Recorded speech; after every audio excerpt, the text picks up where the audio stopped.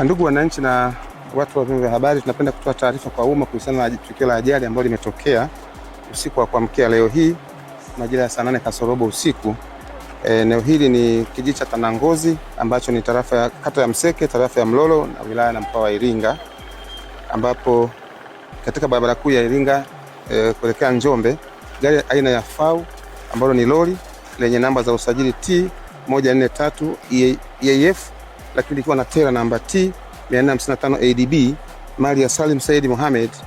ya Tanga, lilikuwa ikiendeshwa na dereva ambaye naye alifariki papo hapo.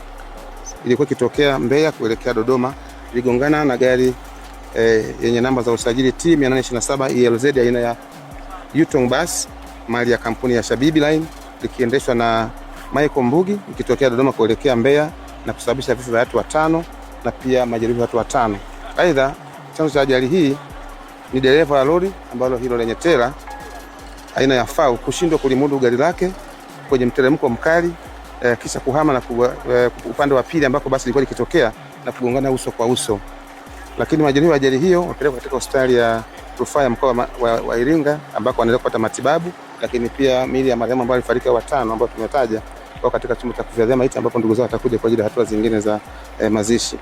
Lakini tunapenda tu kutoa wito kwa madereva kuhakikisha kwamba wanakagua vyombo vyao vya moto kabla ya kuanza safari, lakini pia hata kama anaendelea na safari kwa sababu hii ajali imetokea tukiona hili gari lilikuwa na hitilafu, kwa sababu kwenye mteremko dereva limemshinda ikaporomoka, hatimaye kwenda kungana hilo basi uso kwa uso. Kwa hiyo tunatoa pole pia kwa ndugu ambao wamepata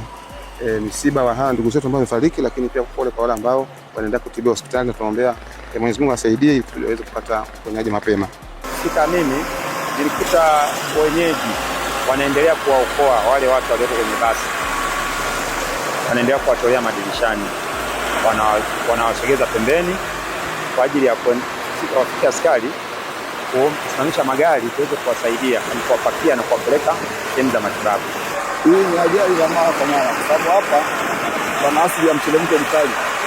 na dauni kama mbili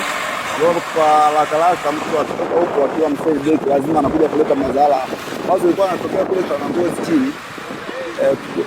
mbele kidogo pale, lakini sasa hii inaweza kutokea huko kwa sababu kwa juu kidogo kulikuwa kuna kitu. Kwa hiyo maana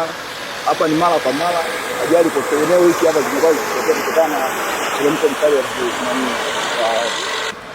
Mimi na washauri kwa mfano kama hawa madereva malori wakishifika sehemu pale halmashauri hapo Jinja panda mdana, wajaribu kukagua vyombo vyao ili wanapoanza kushuka au mteremko hapo chini basi kidogo kwa kunaleta nani kidogo kutokana na kitu ambacho kitakuja kutokea katika mteremko huo.